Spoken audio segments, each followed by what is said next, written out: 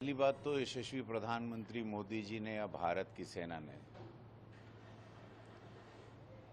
कोई भी cease fire की पहल अपने तरफ से नहीं की। शुरुआत उन्होंने की, हमारे यहाँ निर्दोषों को मारा, दुनिया के वर्ल्ड मीडिया में अपना रोना गाना पाकिस्तान रो रहा है, अपनी एक दरिद्रता वाली सोच को दिखा रहा है।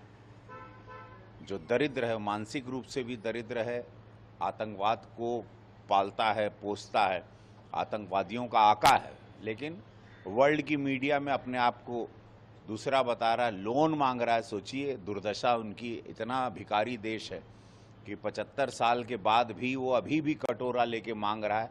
लड़ाई शुरू नहीं हुई कि उसने IMF से इतना बड़ा लोन लिया। तो उसकी सोच है कि फिर आतंकवाद को पालेगा, पोसेगा, उसकी सोच है। वहाँ उसके गृह युद्ध भी अलग से हैं। हमारे तरफ से सीज फायर की मांग नहीं है। आज भी हमारी एयरफोर्स ने कहा है कि युद्ध खत्म नहीं हुआ है, युद्ध कहीं से भी खत्म नहीं। हमारे प्रधानमंत्री जी को जितना हम पर्सनली जानते हैं और देश जानता है, हमारे सैनिक तैयार हैं हर बॉर्डर पर, हर तरीके से। जरा सा कोई प्रहार या जरा सी भी कोई गलत सोच या गलत नज़र भी डालेगा तो आप लोग देख रहे हैं कि अनगिनत वार, अनगिनत उनके एयर बेस पे और कई कई बम दागे गए। और वो रावलपिंडी तक जो उनका हेडक्वार्टर है नेवी का, आर्मी का, उनका सबसे बड़ा फोर्स का, सेना का बेस है रावलपिंडी, वहाँ भी हमारे गोले दगे हैं। तो ऐसी बात नहीं है, हमारी तैयारी पूरी है। भारत कितना सक्षम है सब लोग जानते हैं।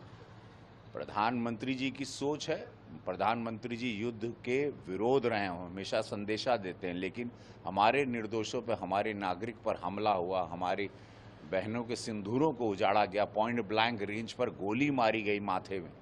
तो फिर उसके बाद ये प्रहार था और ये प्रहार निरंतर चलता रहेगा। जब भी कोई भी अब एक भी घटना आतंकवाद की छोटी भी भारत में होती है, प्रधानमंत्री जी के द्वारा, सेना द्वारा कह दिया गया उसको युद्ध लिया जाएगा और उसको युद्ध की तरह लिया जाएगा और उसको जवाब बहुत तगड़ा मिलेगा, मिलता रहेगा।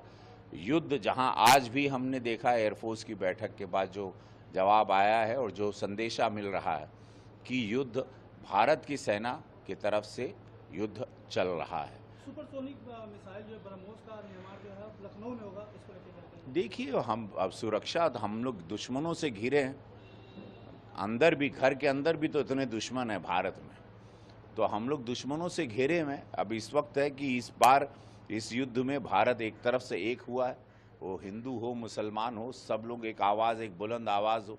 और जो हमारे बाहरी ताकतें हैं, जो दुश्मन हैं, जो भारत को 4th लार्जेस्ट इकनॉमी की तरफ देख लिए हैं, 3rd लार्जेस्ट इकनॉमी बनने जा रहे हैं, जो लोग रोकने की कोशिश कर रहे हैं, उनके विरोध में भारत पे कोई भी प्रहार अब भारत, ये नया भारत झेलेगा नहीं। वो घर में घुसेगा और इतना घर में घुसेगा कि वो जगह भी साफ हो सकती है, वो देश भी साफ हो सकता है। इसीलिए भारत को, प्रधानमंत्री मोदी जी को नहीं छेड़ना चाहिए। इस नए भारत को किसी भी दुश्मन देशों को नहीं छेड़ना चाहिए। ये संदेशा भारत ने दे दिया। उस अनगिनत उसने कई 90 से ज़्यादा ड्रोन दागे पाकिस्तान ने, और वो टर्की से बनाए हुए टर्की वाले भी थे, चाइनीज़ वाले भी थे। आपने सबकी दुर्दशा देख ली। प्रहार उसने बहुत भयंकर किया था पाकिस्तान ने। हमारी सेना 16 लाख से ज़्यादा की सेना, और वो 16 लाख में 16 करोड़ से ज़्यादा, 140 करोड़ का बल और ईश्वरीय कृपा हमारे पे, हनुमान जी की, महादेव की, दुर्गा माँ की शक्तियाँ इतनी हैं। भारत से लड़ना अब पूरे विश्व जान गया। ये युद्ध